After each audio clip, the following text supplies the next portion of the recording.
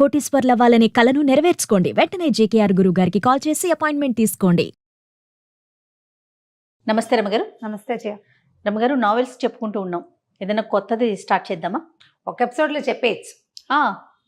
Okay, ఒక ఎపిసోడ్లో చెప్పేయచ్చు. Novels ఇంచుమించు కంప్లీట్ చేసేస్తాం కదా. చేసేస్తాము. ఎర్లీ 70s వచ్చి ఉంటుంది ఈ నావెల్. ఖచ్చితంగా నాకు సంవత్సరాలు జ్ఞాపకం లేవు. నేను స్కూల్ పిల్లగా ఉన్నప్పటి నుంచి చదువుతూనే ఉన్నా. ఒక రకమైన దుఃఖం, ఏం చెయ్యాలో అర్థం కాని ఒక స్థితి వస్తుంది మనం ఆ కథ చదివితే. అది రేర్గా ఉండేది. నేను చెప్పబోయే కథ ఆ కాలంలో అత్యంత రేర్, అక్కడక్కడ చాలా తక్కువగా కనపడేది. ఇప్పుడు విరివిగా కనపడుతున్న సమస్య. భార్యాభర్తలు విడిపోవటం, పిల్లలు అలో లక్ష్మణ అని అఘోరించటం, తండ్రులు వెళ్ళిపోవటం లేదా తల్లులు వెళ్ళిపోవటం, పిల్లలు దొరికిపోవటం, అటు నాన్నకో అమ్మకో, పేదరికం, చదువుకునే అవకాశాలు లేకపోవటం, సంస్కారవంతులుగా బయటపడగలిగే అవకాశాలు ఉండకపోవటం. మనకి అప్పుడు ఇప్పుడు కూడా ఇలాంటి సమస్యలు ఉంటూనే ఉన్నాయి కదా. అవును. ఇప్పుడు ఏమైనా మరి అంటే లోకంలో అందరూ చేస్తున్న వ్యవహారం కాబట్టి చాలామంది, అంటే అందరూ అనద్దు పోనీ, సహజంగానే కనపడుతోంది. ఏముంది, విడాకులు తీసుకున్నారు, ఏముంది విడిపోయారు అని. పిల్లలు తల్లి దగ్గర తండ్రి దగ్గర ఉంటారు, ఏ తాత ఇంట్లోనూ పెరుగుతారు. చాలా క్యాజువల్ గా తీసేసుకుంటున్నాం రమ్మగారు. అది పెద్ద విషయంగా ఆలోచించట్లేదు మనం. కానీ పిల్లల మీద చాలా ప్రభావాన్ని చూపిస్తుంది అది ఎప్పుడు కూడా. దాని మీద బేస్ చేసుకున్న ఒక కథ. ఓకే. కావిల్పాటి విజయలక్ష్మి గారని ఫ్యామిలీ స్టోరీస్ చాలా బాగుండేవి. ఆవిడది విధి విన్యాసాలు కథ. పేరు ఎంత బాగుంటుంది, విధి విన్యాసాలు. దీన్ని సినిమాగా తీశారు తహసీల్దార్ గారు అమ్మాయి. ఓకే. అయితే నేను ఆ సినిమా, అందులో ఒక వీణ పాట ఉంది, ఫేమస్ పాట, గుర్తు కూడా రాలే, రాత్రి నుంచి ఆలోచిస్తున్నాను నేను. జమున్ గారు ఆవిడ యాక్ట్ చేశారు హీరోయిన్గా. అయితే కథలో ఉన్నటువంటి కఠోరమైన సత్యాలు సినిమాలో ఉన్నాయో లేదో ఐడియా లేదు నాకు, నేను చూడలేదు. ఓకే. అది నా చిన్నప్పుడు వచ్చింది సినిమా. ఈ పుస్తకం మాత్రం మా ఇంట్లో ఉండటం వల్ల నేను చాలాసార్లు చదివాను. ఇటీవల కాలంలో కూడా మన బుక్ ఎగ్జిబిషన్లో కనబడితే తెచ్చుకున్నా. మళ్ళీ కొనుక్కొచ్చుకున్నారా? ఒక్కొక్కరికి ఒక్కొక్క పిచ్చి ఉంటుంది. చాలా బాగుంటుంది కథ. ఈ కథ స్టార్టింగ్ ఒక కుర్రాడితోటి మొదలవుతుంది. వాడు 10th క్లాస్ పూర్తవుతుంది. ఇప్పుడు కాలేజీలో చదవాలని ఉంది. అమ్మమ్మ పిల్లవాడు ఉన్నారు. పెద్ద మావయ్య ఉంటాడు. పెద్ద మావయ్య, భార్య, 2 పిల్లలు. మావయ్య రాజశేఖరం. అసలు మొదటి డైలాగే కండక్టర్ కొడుకు కలెక్టర్ అవుతాడా అన్న డైలాగ్ తోటి మొదలవుతుంది. ఓహో. పిల్లవాడిని చదివించాలని అమ్మమ్మ అడుగుతుంది మామయ్యని. పిల్లాన్ని చదివించు, కాస్త కాలేజీ చదివిస్తే వాడు పొట్టవాడు పోసుకుంటాడు, వాళ్ళ అమ్మని వాడు చూసుకుంటాడు. అంటే ఆ కండక్టర్ కొడుకు కలెక్టర్ అవుతాడా, ఏముంది, ఏ కొట్లో పద్దులు రాసిన 60-70 ఇస్తారు, వాడికి వాళ్ళ అమ్మకి వెళ్ళిపోతుంది. లేత పిల్లాడు, ఒక 16 ఏళ్ల స్ఫురద్రూపి అయిన ఒక కుర్రాడు. అయితే తల్లి అమ్మమ్మ ఏమంటారంటే, చిన్న మామయ్య దగ్గరికి వెళ్ళు, చిన్న మామయ్య దగ్గర, కానీ చిన్న మామయ్య దగ్గరికి ఇంకో ఊరు పంపిస్తారు. పంపిస్తే చిన్న మామయ్య గోపాలరావు, పెద్ద మామయ్య రాజశేఖరం, రెండో మామయ్య గోపాలరావు ఇంకేదో ఊరిలో ఉంటాడు. అది కాస్త అటు ఇటుగా వైజాగ్ ఏమో అనిపిస్తుంది, పెద్దగా ఊరి పేర్లు కనపడవు కథలో. ఓకే. అక్కడికి వెళ్తాడు. వాళ్ళ ఇంట్లో కూడా ఓ పిల్లాడు ఉంటారు. పెద్ద మామయ్యకి ఓ పిల్లాడు, చిన్న మామయ్యకి కూడా ఒక పిల్లవాడు. అయితే ఆయన ఏమన్నాడు, సరే కనుక్కుంటాడు, ఏమిటి సంగతి సందర్భం కనుక్కొని, అరే నాకు జీతం తక్కువేరా, నీకు భోజనము వసతి నేను ఇస్తాను, నా దగ్గర ఉండు, ఫీజులు పెద్ద మామయ్య కడతాడేమో కనుక్కో. అప్పుడు ఈ పిల్లాడు, మా నాన్న ఎక్కడుంటాడు అని అడుగుతాడు. తండ్రి లేడు వీళ్ళతో. అడిగితే ఈయన తను ఏమన్నాడంటే, అక్కడెక్కడో ఫలానా చోట ఉంటాడు, ఎప్పుడో అడ్రస్ ఇచ్చాడని అడ్రస్ తీసి చేతిలో పెడతాడు. ఈ పిల్లాడు ఊరు వెళ్తానని చెప్పి ఇంటికి వెళ్ళకుండా ఆ తండ్రి ఉన్న ఊరికి వెళ్తాడు. ఇవేవో ట్రైన్ ప్రయాణం చేసి వెళ్ళవలసిన ఊళ్ళుగానే కనపడతాయి. అక్కడికి వెళ్ళేసరికల్లా ఇతను ఒక మామూలుగా చదువుడు, వాళ్ళ అమ్మ ఎట్లా ఉంది, దైన్యంగా, అమ్మ ఇంట్లో కింద ఇల్లు వాడుకుంటారు, పొలం డబ్బులు ఇంటెద్ద ఏదో కొద్దిగా వస్తే బిక్కుబిక్కుమంటూ కాలక్షేపం చేసే దౌర్భాగ్యపు స్థితిలో ఉన్నారు వీళ్ళు. పిల్లాడికి పండగకి బట్టలు లేవు, చెప్పులు లేవు, సైకిల్ లేదు, సాగుబాటు లేదు, ఏ సాగుబాటు లేదు. తన తండ్రిని కూడా అలా ఊహిస్తాడు. కానీ ఆయన స్ఫురద్రూపి, ఎత్తైన పచ్చటి గంభీరమైన ఆకారం, చాలా అందమైన వాడు అతను, ఆ పిల్లాడి తండ్రి. పిల్లాడు అందగాడనే చెప్తారు మనకి మొదటి నుంచి. సరే వచ్చేసరికి ఒక 3-4 ఫ్రెండ్స్తో ఉంటాడు ఆయన. ప్రసాదరావు గారిని కలవడానికి వచ్చానని చెప్తాడు. ఏమిటంటే కాలేజీ ఫీజు కోసం వచ్చాడంటారు, అదంటారు, ఇదని మాట్లాడతారు ఫ్రెండ్స్. వాళ్ళందరూ వెళ్ళిపోయాక ఆయన మీరు నన్ను ఫీజులు కట్టి చదివిస్తారేమో అని అడగటానికి వచ్చాను అంటాడు. ఆయనవి అందరికీ అన్నేసి ఫీజులు ఎలా కట్టేస్తాం అని ఒక 5 రూపాయలు 10 రూపాయలు ఇస్తాడు, ఇది తీసుకుని వెళ్ళమని. ఆయనకి తెలియదు. మీ అబ్బాయి అయితే ఇలాగే ఇస్తారా అంటాడు. అలా ఎందుకు ఇస్తాను, ఇంతకీ నువ్వు ఎవరి అబ్బాయి అంటే నేను కండక్టర్ ప్రసాదరావు గారి అబ్బాయిని అని చెప్తాడు. చెప్పేసి ఆయన నిర్ఘాంతపోతాడు. బాగా పరిశీలనగా చూస్తే తన పోలికలు భార్య పోలికలు కనపడుతుంటాయి పిల్లాడిలో. నిన్నెవరు పంపించారని అడుగుతాడు. మావయ్యే పంపించాడని చెప్తాడు. ఇక ఆ కొడుకుని దగ్గరకు తీసుకుంటాడు. ఆ పిల్లాడిని ఆయన 4 నెలల వయసులో వదిలిపెట్టి వచ్చాడు. సంటి పిల్లాడు అప్పుడు 4 లేదా 8 నెలలు అంతే వయసు. తర్వాత వాడికి 5 ఏళ్ళప్పుడు తల్లి వాడు ఇద్దరు అన్నవరం బస్సులో ఈయన కనపడ్డారు. అప్పుడు ఈయన కండక్టర్గా ఉన్నాడు ఆ బస్సులో. పిల్లాడు 5 ఏళ్ళప్పుడు. తాతగారు బాగున్నారా అని అడిగితే చచ్చిపోయారని చెప్తాడు పిల్లాడు. పిల్లోడితోనే పిల్లవాడు భార్య పిల్లాడు కనిపిస్తారు. పిల్లాడిని ఒళ్ళో కూర్చోబెట్టుకుంటాడు. అడుగుతాడు, బిస్కెట్ ప్యాకెట్ కొని పెడతాడు. తాతగారు బాగున్నారా, ఇంట్లో అందరు బాగున్నారంటే తాతగారు చచ్చిపోయారు, చాలా రోజులైంది, ఇంట్లో అందరు చచ్చిపోలేదనే అందరు బాగానే ఉన్నారని చెప్తాడు. మా బావగారు పోయారని తెలుసుకుంటాడు ఆయన. అంతకుమించి వాళ్ళ గురించి అతనికి ఏం తెలియదు. అక్కడి నుంచి ఇతను ఏం చేస్తాడు, సరే ఆయన పిల్లాడిని అట్ట పెట్టుకుని అన్నం తినిపించి తన మంచం మీద తన పక్కనే పడుకోబెట్టుకుని ఫీజులు కడతాను, నువ్వు మా మావయ్యకి ఉత్తరం రాసిస్తాను, నేను ఫీజులు కడుతున్నానని ఎవరికీ చెప్పద్దు అని చెప్తాడు. సరే ఉత్తరం పుచ్చుకొని డబ్బులు ఇస్తారు. ఇంత అక్కర్లేదంటాడు. కాదు పుస్తకాలకి వాటికి కావాలని ఆ రోజుల్లో 300 100 నోట్లు చూసి ఆశ్చర్యపోతాడు పిల్లాడు. అక్కడి నుంచి మావయ్య గారింటికి వెళ్తాడు. వెళ్తే ఏమిట్రా ఒప్పుకున్నాడు, ఏమిట్రా మావయ్య అంటే డబ్బులు తీసి చేతిలో పెడతాడు. తండ్రి రాసిన ఉత్తరం ఇస్తే ఆశ్చర్యపోతాడు. ఊరిని భలేవాడివిరా నువ్వు, చూసిరమ్మంటే కాల్చి వచ్చావని ఉత్తరం చదువుకుంటాడు. సరే ఇక్కడే ఉండు, డబ్బులు ఫీజులు కడదామని మంచి కాలేజీలో చేర్పిస్తారు. ఏ కాలేజీయో మనకు చెప్పరు, కాలేజీ వ్యవహారాలు ఏముండవు. కాలేజీకే ఉత్తరం రాస్తుంటాడు తండ్రి కొడుకు ఉత్తర ప్రత్యుత్తరాలు నడుస్తాయి. మళ్ళీ ఇంకోసారి తండ్రి దగ్గరికి వెళ్తే ఆయన బట్టలు కుట్టిస్తాడు కొడుక్కి. సరదాగా ఉంటుంది. 16-17 ఏళ్ళ పిల్లాడు పచ్చగా పొడుగ్గా ముచ్చటగా ఉంటాడు. వీడికి మంచి మంచి బట్టలు వేసుకుని చూసుకోవాలని ఉంటుంది తండ్రికి. వీడి ఫీజులు ఎవరు కడుతున్నారు, చిదంబర రహస్యం, ఎవరికీ తెలియదు. మావయ్యకి తెలుసు కదా, ఈ మావయ్య కట్టాడు అనుకుంటారు. అయితే వీడు చెప్తాడు, ఎవరికి చెప్పద్దన్నారు మా నాన్న అని. ఉత్తరంలో కూడా అదే ఉంటుంది. అత్తయ్యకి చెప్తాను, ఆమె దగ్గర నుంచి రహస్యం బయటకు వెళ్ళదని, మళ్ళీ గొడవలు వస్తాయి మాకు అని భార్యకి మాత్రం చెప్తాడు. ఆవిడ ఎవ్వరికీ చెప్పదు. ఈ అన్నదమ్ముల మధ్య కూడా అంత విరివైన రాకపోకలు ఉండవు. కథ దాదాపుగా ఒక 6-7 సంవత్సరాల పాటు నడుస్తుందన్నమాట. మధ్యలో పాత కథ రివైవ్ అయ్యి కనపడుతుంది. సరే పిల్లాడు చదువుకోవటం మొదలు పెడతాడు. ఇంటర్మీడియట్ అయిపోతుంది, డిగ్రీలో చేరుస్తాడు. పెద్ద మావయ్యకి ఆశ్చర్యంగా ఉంటుంది. పిల్లాడికి కాన్ఫిడెన్స్, అంతకుముందు భయంగా బిక్కుమని పేదరికము, తండ్రి లేకపోవటం వల్ల చుట్టుపక్కల వాళ్ళంతా మీ నాన్న వెళ్ళిపోయాడు, మీ అమ్మని వదిలేశాడు లాంటివి విని పిల్లలు చాలా బేలగా ఉంటారు. ఎప్పుడైతే ఈ తండ్రి దగ్గరికి వెళ్ళటము, ఆయన డబ్బు ఇవ్వటము, ఆయన బాగా చూసుకోవటము, ఆయన చాలా మంచివాడని అతనికి తెలియటం, దాంతో ఒక కాన్ఫిడెన్స్ వచ్చేస్తుంది పిల్లాడికి.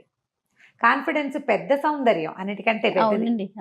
అయితే ఈ పెద్ద మావయ్యకి ఆశ్చర్యంగానే ఉంటుంది. ఇంత డబ్బు గోపి ఎక్కడ ఎలా కడుతున్నాడు తమ్ముడు అర్థం కాదు. మెల్లిగా డెవలప్ అవుతాయి. వీళ్ళింట్లో ఓ పిల్లవాడు ఉన్నారు కదా, పద్మజ, గోపాలరావు కూతురు పేరు పద్మజ, పిల్లాడు ఒక సీను. రాజశేఖరానికేమో ఓ జయ, చంద్రం, 2 పిల్లలు. ఆ జయ చాలా అందంగా ఉంటుంది. ఈ పద్మజ కొంచెం సామాన్యంగా మేనత్త పోలికగా ఉంటుంది. దీనికి పూర్వగాథ ఏం చెప్తారంటే, తహసీల్దార్ గారు వెంకటరామయ్య గారు ఏదో ఆయన పేరు, ఆయనకి ఒక కూతురు 2 కొడుకులు. ఆ కూతురు పేరు మధుమతి. వాళ్ళ పక్కింట్లో ఒక ముసలి మామగారు ఒక కుర్రాడు అద్దెకుంటారు. పిల్లాడు ఏదో డిగ్రీ చదువుకున్నాడు, ఉద్యోగం వేయించమని తహసీల్దార్ గారిని అడుగుతుంది ఆవిడ. వీళ్ళింటికి కొంచెం రాకపోకలు ఉంటాయి. ఆ కుర్రాడు ఆ మధుమతి కొంత ప్రేమలో పడతారు. అబ్బాయి చాలా అందమైన వాడు. ఈ అమ్మాయి కూడా బాగుంటుంది, కానీ అతను ఎక్కువ అందగాడు. ప్రేమలో పడతారు. ఒక 2 సంవత్సరాలు గడిచేసరికి అలా 1 సంవత్సరం గడిచింది, ఉద్యోగం స్థిరపడింది అబ్బాయికి. పిల్లకి ఇతని మీద మనసు ఉందని తెలుసుకుని తండ్రి వాళ్ళిద్దరికీ పెళ్లి చేయాలనుకుంటారు. ఆ ముసలి మామగారు కాస్త చనిపోతే కుర్రాన్ని తెచ్చి తమ ఇంట్లోనే పెట్టుకుంటారు. చక్కగా పెళ్లి చేస్తారు. పెళ్లి చేసి తమ ఇంట్లోనే ఇల్లరికం ఉంచుకుంటారు. ఆ అబ్బాయి ఎంతసేపు బయటికి వెళ్ళిపోదా ఉంటాడు. ఆ అబ్బాయే ఈ ప్రసాదరావు, ఈ పిల్లవాడి తండ్రి. ఆ మధుమతి ఆ పిల్లాడి వాసు తల్లి. మన కుర్రాడి హీరో ఉన్నాడు కదా, వాసు అతని పేరు. అయితే వీళ్ళిద్దరూ కలిసి ఉంటారు. 5 సంవత్సరాలకు కానీ పిల్లలు కలగరు. 5 ఏళ్లకి ఈవిడ ప్రెగ్నెంట్ అయ్యింది. క్రమంగా ఏమైందంటే, ఆ రోజుల్లో ఏదో ఒక సంఘటన జరుగుతుంది. అదేంటంటే, ఆయన ఏదో ఒక ఉద్యోగం జోగయ్యో ఎవడో ఆఫీస్లో ఉన్నటువంటి ఒక ప్యూన్ తాలూకు ఉద్యోగం తీసేసే ఒక ఇది జరుగుతుంది. జరిగితే ఆ జోగయ్యకి ఈ ప్రసాద్కి స్నేహం ఉంటుంది బాగా. ఇతను ఆ కాగితం నేను పెట్టనంటాడు. ఆయన తహసీల్దారు, ఇతను యూడీసీ, ఒక హెక్లార్కో ఏదో అవుతాడు ఇతను. ఆయన ఎంత బాగానో చూసుకుంటారు అల్లుడిని. మంచి మంచి బట్టలు కుట్టిస్తారు, ఎంత బాగుంది. ఓసారి ఎట్రా ఇట్రా అని బట్టలు చొక్కా సరిపోయింది లేదో చూస్తారు. పిల్లతో కలిసి సినిమాలకు తిప్పుతారు. నువ్వే మా ఇంటికి పెద్ద కొడుకు అంటారు. ఈ పిల్ల అంటే పంచప్రాణాలు ఆయనకి. ఎందుకంటే 4 పిల్లలు పోయాక అమ్మాయి పుట్టింది. అమ్మాయి తర్వాత 2 తమ్ముళ్ళు బతికారు. దాంతో అమ్మాయి లక్ష్మిగా భావిస్తారు ఆ మధుమతిని. దాంతో పిల్లని బయటికి పంపడం ఇష్టం ఉండదు. ఇబ్బాయి కూడా ఎవరు లేరు కదా, మా అవ్వగారు చనిపోయింది కదా. చచ్చిపోయిన ఆవిడకి ఇంకా ఎవరున్నారు, అతనికి ఎవ్వరు అన్నదమ్ములు లేరు, అక్క చెల్లెలు లేరు, అమ్మ నాన్న లేరు. అందుకని పిల్లాన్ని అట్ట పెట్టుకుంటారు ఇంట్లో. ఈ జోగయ్య వ్యవహారం వచ్చేసరికి జోగయ్య వాళ్ళ ఇంటికి రాక పోక ఉంది. ఆ జోగయ్యకి ఒక అక్క ఉంటుంది రాజమ్మ అని. ఆ అమ్మాయి కొంచెం తిరిగిపోతుంది. పుకారు ఏమని పుడుతుందంటే ఆ రాజమ్మతోటి తనకి సంబంధం ఉంది ఈ ప్రసాద్కి, అందుకనే జోగయ్య ఉద్యోగాన్ని కాపాడారు అని పుట్టింది పుకారు. ఈ చిన్నతనపు ఆడపిల్లలకి అలాంటి వార్తలు ఏమైనా తడితే ఇతను ఇంత పంచప్రాణాలుగా ఉంటాడు, తనంటే ప్రాణం పెడతాడు అనేది గుర్తురాదు. ఆ అమ్మాయి మీద అనుమానంతో మొగుడిని ఏదో ఒకటి సూటిపోటి మాటలు అంటూ ఒక తెలియనితనం, ఈ బంధం తెగిపోతుందని అనిపించదు, తెలిసి తెలియనితనమే. ఆ తల్లిదండ్రి కూడా దాన్ని ఎగసంతోస్తాడు. మా పిల్లని ఏడిపిస్తున్నాడు అన్నది తప్ప ఇంకొక ఆలోచన ఉండదు వాళ్ళకి. క్రమంగా ఏమైంది, దీనికి ఒళ్ళు మండిపోతుంది ఈ ప్రసాద్కి. సినిమాలో ఇలా హీరోని క్యారెక్టర్ని దెబ్బతీయరు బహుశా, అవును. కానీ ఇతను ఏం చేశాడంటే నిజంగానే ఆ అమ్మాయితో సంబంధం ఏర్పరచుకుంటాడు. ఓహో. అది బయటకు వచ్చేస్తుంది. డబ్బు ఇవ్వడం మొదలు పెడతాడు.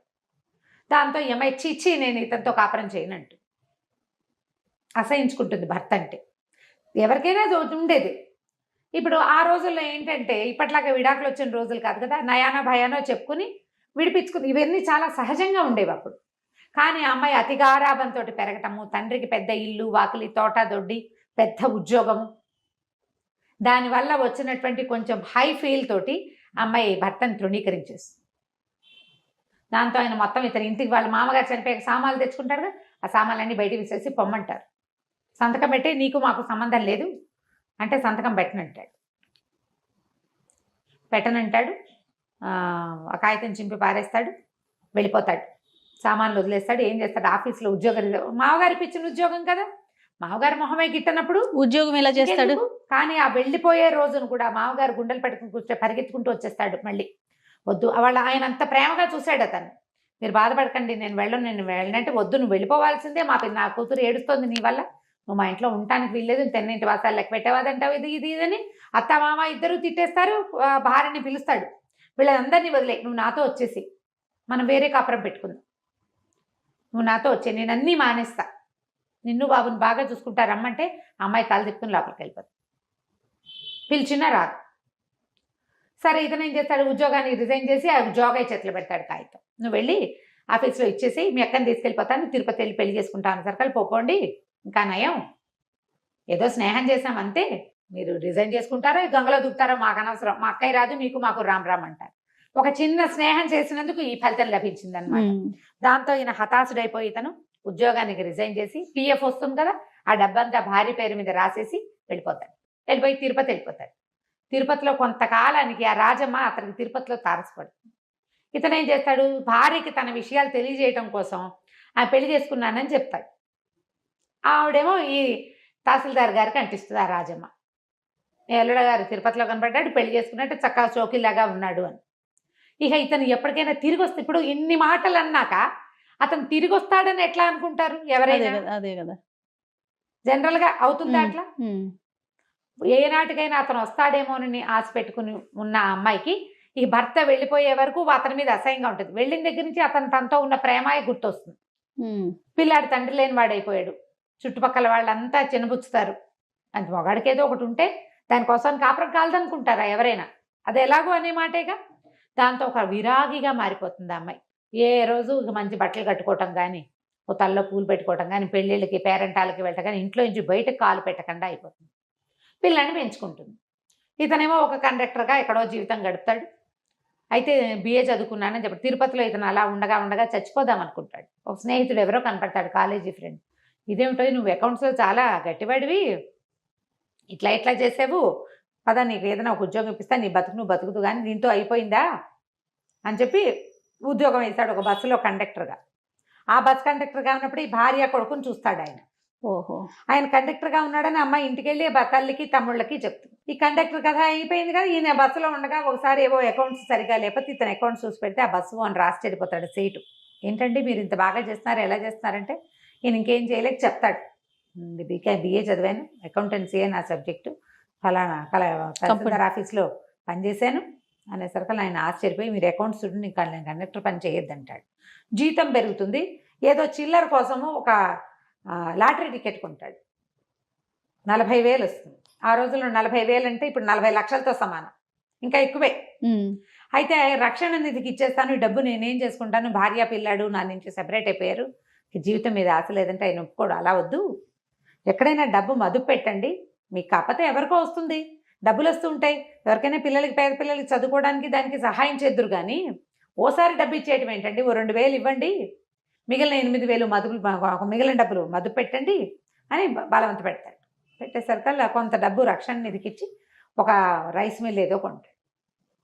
అట్లా అట్లా బ్రెయిన్ బాగుంది, మంచి తెలివైన వాడు కదా, అట్లా అట్లా అట్లా డెవలప్ అవుతుంది. ఈయన చక్కగా మంచి పెద్ద బిజినెస్ షాపు, బోల్డన్ వ్యవహారాలు ఉన్నాయి. ఈయన ఇలా ఉండిపోయాడు. పెళ్ళానికి అహంకారము పొగరు అనుకుంటాడు అతను. ఆ అమ్మాయికి ఎలాంటి దుర్భరమైన జీవితం లభించింది చివరికి ఆయనకి తెలియదు. పిల్లాడిని భార్య పంపించిందని ఒక అనుమానం ఉంటుంది లోపల. వాడు ఒట్లు సత్యాలు పెట్టుకుంటాడు, అవి కాదు మా అమ్మ పంపలేదు, మా అమ్మకి అసలు తెలియదని. ఇప్పుడు ఈయన ఈ డబ్బులు ఇస్తున్న సంగతి చెప్పొద్దంటాడు. ఈ పిల్లాడు చక్కగా కళగా మంచి మంచి బట్టలు వేసుకుంటాడు, చక్కగా చదువుకుంటాడు, బిఏ అయిపోతుంది. అయితే డిగ్రీ అయిపోయాక ఇంకా నేను చదవను అని తల్లి చెప్తాడు. ఇతను తల్లిని చూడడానికి వెళ్ళేసరికి ఏమవుతుంది, మేనమామ పెద్ద మేనమామ పక్క దగ్గరే ఉంటారు కదా, వాళ్ళు పొలం డబ్బులు అవి ఇవ్వడం మానేస్తారు. వాళ్ళు ఏం చేస్తారంటే ఆస్తులు, నాన్నగారు చనిపోయాక ఆస్తులు వాటా వేసినప్పుడు 2 వాటాలే పడతాయి. ఆడపిల్లకి ఇవ్వకపోతే రెండో అతను పొట్లాడతాడు, ఆ గోపాలరావు అన్న అతను. అది తప్పు, అక్కయ్య మనతో ఉండిపోయింది, నాన్నగారే అక్కయ్య జీవితాన్ని ఇట్లా చేశారు, ఇది పనికిరాదు, మనం ఇంటి మీద అద్దె తీసుకోవద్దు, పొలం డబ్బులు తీసుకోవద్దు, ఆస్తులు మనవి, అమ్మ అక్కయ్య ఉన్నాళ్ళు అక్కయ్య కొడుకు బతికి బాగుపడేదాకా అక్కయ్య కూడా వాటా ఇవ్వవలసిందే అని ఇతను పట్టుబడతాడు. ఎప్పుడైతే ఈ పిల్లాడు బ్రహ్మాండంగా చదువుకుంటూ జామని బట్టలు వేసుకుని తిరుగుతూ వాచీలు పెట్టుకుంటూ ఉండేసరికల్లా మేనమావకి ఏమనిపిస్తుంటే డబ్బంతా నీ కొడుక్కి దోచిపెట్టి ఇక్కడ పేద వేషం వేస్తున్నావు, ఇక నేను మీకు డబ్బు ఇవ్వను అని చెప్పేస్తాడు. అయితే కథలో ఒక అర్థం కాని మ్యాటర్ ఎక్కడ కనపడుతుందంటే అమ్మాయికి ఒక 30 తులాల బంగారము, పట్టు చీరలు అవి ఇస్తాడు ప్రసాదరావు. ఆ బంగారం ఏమైంది అనే మాట చెప్పరు. పెళ్ళప్పుడు మా అమ్మది అని చెప్పి ఇస్తారు, మంచి మంచి వస్తువులు కొనిపెట్టారని చెప్తారు. మరి ఆ బంగారం ఆయన పట్టుకెళ్ళాడో ఈవిడ పట్టుకెళ్ళిందో అర్థం కాదు. మరి నా చిన్నప్పుడే నాకు అర్థమయ్యేది కాదు. వీళ్ళ దగ్గర గోల్డ్ ఉంది కదా, మరి ఆ గోల్డ్ కూడా పారేసింది. ఇతను సామాన్లు వదిలిపెట్టి వెళ్ళిపోయాడు కదా, అక్కడ నాన్నగారు ఏం చేస్తారు, అవన్నీ దానం చేసేసారు. ఆఖరికి ప్రావిడెంట్ ఫండ్ డబ్బు భర్తది కూతురుకు వస్తే అది కూడా ఆయన రక్షణ నిధికి ఇచ్చేసారు. వాడి డబ్బు కూడా నాకు వద్దని. కానీ వాడి కొడుకు మాత్రం ఉండిపోయాడు ఆవిడ దగ్గర. ఇప్పుడు డబ్బు వస్తువుల కంటే పిల్లలు ఎక్కువ కదా, జీన్స్ కదా అవి, అది ఆలోచించారు. దాని కొడుకే అనుకుంటారు, అతని కొడుకు అన్న ధ్యాస ఉండదు. చాలా మంది చేస్తారు ఇలాంటి ఆలోచన, పిల్లల దగ్గర ఆలోచించారు అట్లా. సరే ఏమవుతుంది, డబ్బులు లేవు, తల్లి పరమ పేదరికంలో ఉంటుంది. మా అమ్మమ్మ ఒంటి పూట తింటున్నారు, నేను ఇంకా చదువుకోనని ఏడ్చి మొత్తుకుంటాడు తండ్రి దగ్గర. ఆయన ఒప్పుకోడు. నువ్వు కండక్టర్ కొడుకు కలెక్టర్ అవుతాడా అన్నాడు మీ మామయ్య. కలెక్టర్ అయ్యి చూపించాలి, నువ్వు సెటిల్ అవ్వడం కావాలి, నువ్వు కలెక్టర్ అయ్యి భార్య పిల్లలతోటి బాగుంటే చూడాలనుంది నాకు, నువ్వు చేయడానికి వీల్లేదంటే మా అమ్మ ఇట్లాంటి పరిస్థితుల్లో ఉంటే నేను ఇలా మీరు కుట్టించిన ఉలెన్ సూట్లు అవి వేసుకుని వాచీలు ఉంగరాలు పెట్టుకుని స్కూటర్ కొని పెడతానంటాడు. ఎంఏకి యూనివర్సిటీ దూరం కాబట్టి స్కూటర్ కొంటాను, స్కూటర్ నేర్పిస్తాడు మనిషి వచ్చంటే. ఒప్పుకోడు వీడు పిల్లవాడు. ఒప్పుకోకపోతే ఆయన గట్టిగా బతిమలాడి సరే మీ అమ్మకి నేను ఏర్పాటు చేస్తానని ఓ 10 చీరలు వీడికి బట్టలు కొని వాసుకి, భార్యకు కూడా బోళ్ళని చీరలు నా జాకెట్లు అన్నీ కొనిచ్చేసి నువ్వు పట్టుకెళ్ళు, మీ మామయ్యకి నేను ఉత్తరం రాస్తానని చెప్తాడు. వీరు తండ్రి దగ్గర నుంచి ఇంటికి వెళ్ళేసరికల్లా తల్లి వస్తుందన్న కబురుతో సిద్ధంగా ఉంటుంది. అయితే ఈ గోపాలరావు ఏం చెప్తానంటే మీ నాన్న నువ్వు ఉంటున్నావు కాబట్టి నాకు డబ్బు ఇస్తూనే ఉన్నాడు, మీ అమ్మని తెచ్చి నా దగ్గర పెట్టుకోమని చెప్తున్నాడు, నేను తీసుకొస్తానులే అని చెప్పి వాళ్ళ అన్నదమ్ములు ఇద్దరు మాట్లాడుకుని ఇక అక్కయ్యని నా దగ్గర ఉంచుకుంటా, తన కొడుకు చదువుకున్నాక వాళ్ళిద్దరు వాళ్ళ దారిని వాళ్ళు వెళ్తారు, అమ్మని నువ్వు అట్టి పెట్టేసుకో, పొలం డబ్బు ఇంటి మీద వచ్చే అద్దె సగం తీసేసుకుందాం అని చెప్పేసి అక్కయ్య నువ్వు నా దగ్గర ఉండు, నీ కొడుకు చదువు పూర్తయ్యేదాకా అని వాళ్ళ అక్కని పిలుచుకుంటాడు. ఏరా అమ్మని నువ్వు అన్నయ్య పంచుకున్నారని బాధపడుతుంది, కానీ మెల్లిగా వీళ్ళ ఇంట్లో ఎక్కష్టం అయిపోతుంది. ఈ కథలో ఒక అంతర్వాహినిగా మనకేం కనపడుతుందంటే ఈ గోపాలరావు కూతురు పద్మజ ఆ పిల్ల ఈ వాసుకి అట్రాక్ట్ అవుతూ ఉంటుంది. కానీ ఇతనికి అలాంటి భావాలు ఉండవు. వీరికి జయ చాలా అందంగా తిని అనిపిస్తుంది, కానీ అది అక్కడ ఉండదు. ఆ అమ్మాయి దానికి వేరే ఫ్రెండ్స్ ఉంటూ ఉంటారు. కథ స్లోగా నడుస్తుంది, చక్కటి సంభాషణ. పుస్తకం దొరికితే మొదలు పెట్టామంటే చివరి దాకా వదలలేం మనం. చకచకా నడిచి వెళ్ళిపోతుంది. నేను ఇంకా స్పీడ్గా కూడా చెప్పేస్తున్నాను. సరే, ఎంఏ పూర్తవుతుంది అబ్బాయికి. ఐఏఎస్ సెలెక్షన్ కూడా అయిపోతుంది. ఐఏఎస్ సెలెక్షన్ అవుతుంది. అయిన తర్వాత అప్పుడు పెళ్లి చేసుకోమంటాడు తను. పెళ్లి చేసుకోమంటే నేను పెళ్లి చేసుకోను, మా అమ్మ నాన్న కలిసి ఉండాలని నా కోరిక. అంటే పిచ్చ కింద నీకు, మా జీవితాలు ఎప్పుడో ముక్కలైపోయినాయి, మనసులు ముక్కలైపోయినాయి మావి, మేము కలవం అంటే కాదు, మా అమ్మ ఒప్పుకుంటే మీరు కలిసి ఉంటారా అంటాడు. ఆయన ముందు మీ అమ్మని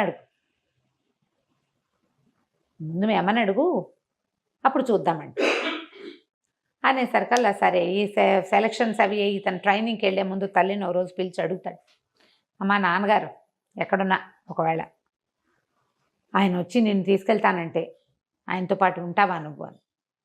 ఆవిడ, నాకు అంత అదృష్టం ఉందా, నా తెలివి తక్కువతనం, మా తండ్రికి ఉన్న డబ్బు గల వాళ్ళ పిల్ల కాబట్టి ఆవిడ హాయిగా ఉందనుకుంటాడు ఆయన. కానీ తండ్రి చనిపోగానే, తండ్రి ఉద్యోగం పోగానే వాళ్ళకున్న ఆస్తి 3 ముక్కలు అయిపోదు. అంతేగా, పదవిలో ఉన్నప్పుడు పదవిలో లేనప్పుడు అసలు మనిషే లేనప్పుడు తేడా ఉండదు. అవును, అతనికి ఆ సంగతి ఆలోచనకి రాదు, తెలీదు అతనికి. డబ్బులున్న వాళ్ళ పిల్ల, ఆ పిల్లకి డబ్బు వల్ల అహంకారం అనుకుంటాడు. కానీ ఆ ఏజ్కి ఇట్లా పరస్త్రీలతో సంబంధం ఉంది భర్త కంటే, దాన్ని ఓర్చుకోలేరనే విషయం ఈయనకు అర్థం కాదు. ఒక చిన్న మేలిగో మొండితనం అతనికి. పెద్దింట్లో పుట్టడం వల్ల నేను అనే ఫీలింగ్ ఆవిడకి.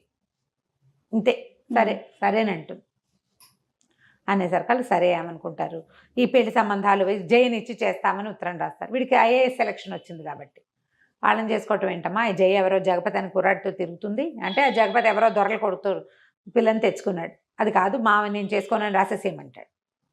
ఈ పద్మజకి ఎన్ని సంబంధాలో చూస్తారు, వచ్చిన ప్రతి సంబంధము తిరగొట్టేస్తుంది ఈ పిల్ల.